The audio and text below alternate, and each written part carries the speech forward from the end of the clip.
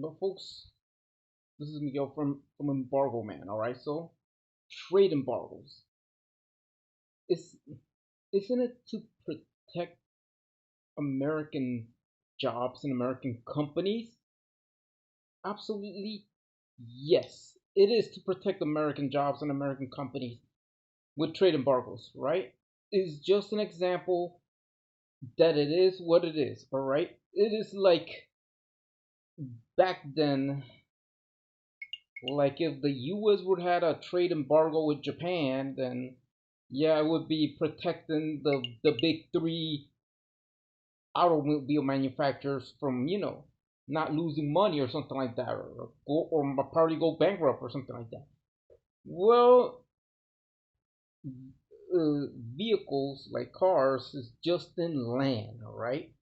But most likely this didn't happen. Unfortunately, foreign competition, like companies from Japan and Europe put a set of factories here and no problem whatsoever, right? So, hey, I mean, this is what it is, like a win-win situation, but then there's like, sometimes for if US companies will, like, the only thing that I don't want to see is this thing, all right? So, how would embargoes affect economies, right? The affecting of embargoes. So, I mean, for example, the trade embargo with Cuba. Yeah, because it's different stuff. I don't know what will happen. Who knows? Maybe we're better off with that. Even what if Cuba makes a better quality product than the United States? I mean, in a way, it could work. It works that way. Like let's say if they make a better quality, for example, a car or better quality, some certain products that are better quality, and we make shitty quality. Let's protect them, not take it over. That's right, but but other than that, it's just for something else, political reasons, all right. But sometimes these things, in a way, with trade embargoes, sometimes it works, or probably it might not work. This is it is it's like a double-edged sword.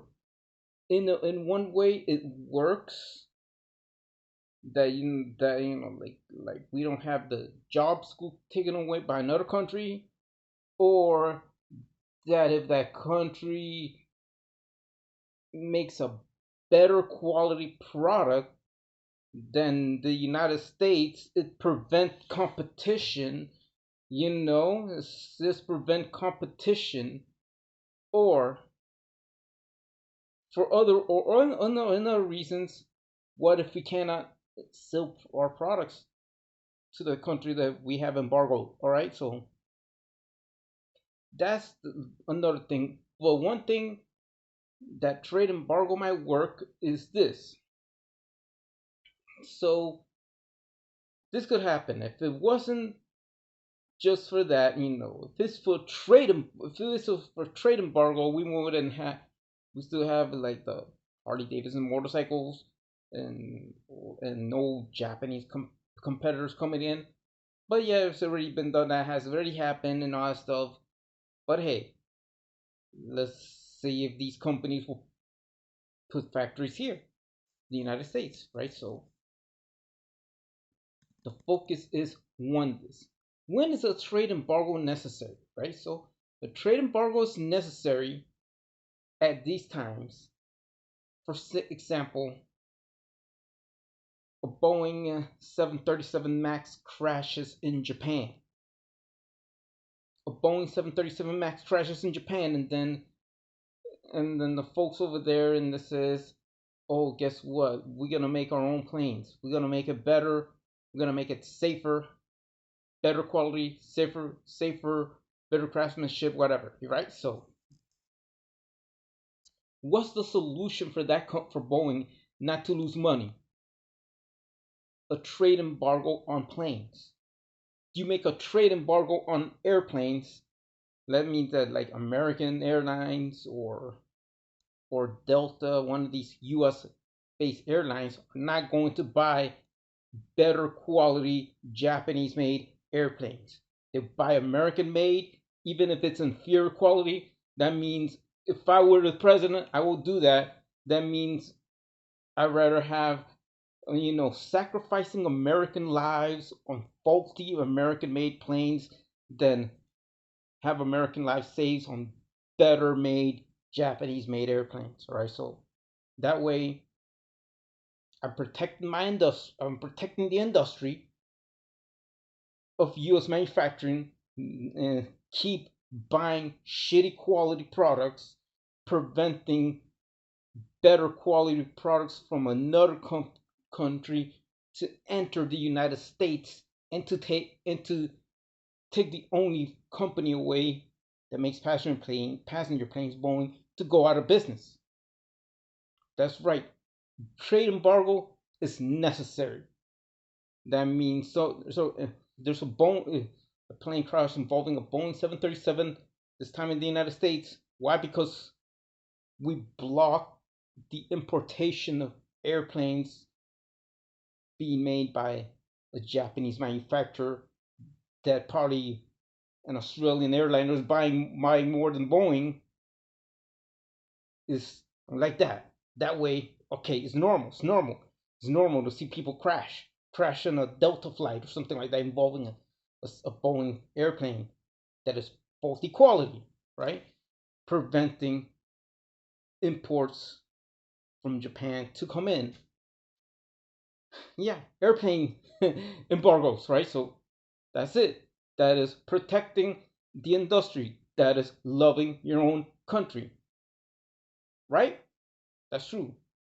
That's what it is. Loving your own country by protecting products from another country to come in that turn out to be better quality. That's it. That's it. That means saving American jobs, you know. Or let's say COMAC, for example, trade embargo on China. Trade embargo on China works. What China makes the COMAC safer than the Boeing 737 MAX. And then US airlines won't try to buy Chinese made planes. Trade embargo on China, that means they're preventing from buying better quality Chinese made airplanes, and people need to keep buying the shitty quality Boeings that people need to, I must better say, have being patriotic, sacrificing American lives on shitty American made airplanes than buying better quality Chinese made airplanes. Comacs.